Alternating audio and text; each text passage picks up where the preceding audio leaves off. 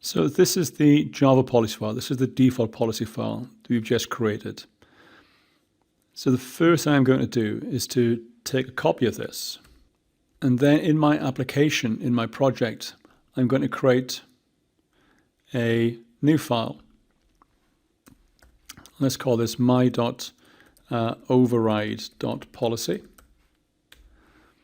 And I'm going to paste the contents of the full Java policy file into this file.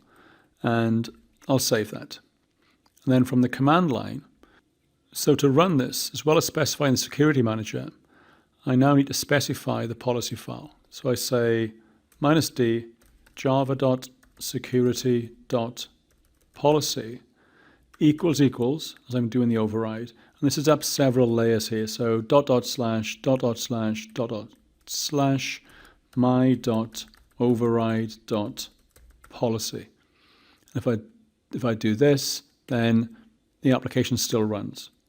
Again, to check that I am using the correct policy file here, let me go and comment out these two lines to let me read the user permission and read the file permission, save the file, go back to the command prompt and try this again, and indeed it fails. So I am definitely using that file.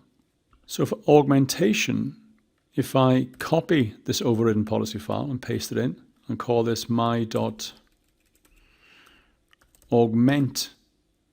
if I can spell that, augment.policy.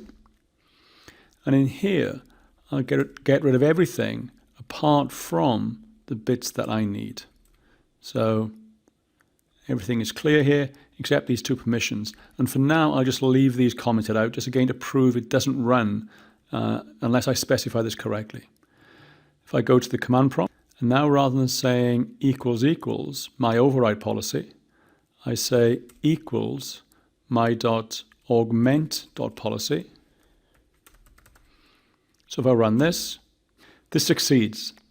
And the reason it succeeds is that these permissions are still set in the default policy file. So if I go back into the default policy file and remove those permissions, and this is the danger, I've forgotten to remove these before I ran the demo. So let me remove these from the default policy file, go back to the command prompt, run the code again, and it fails.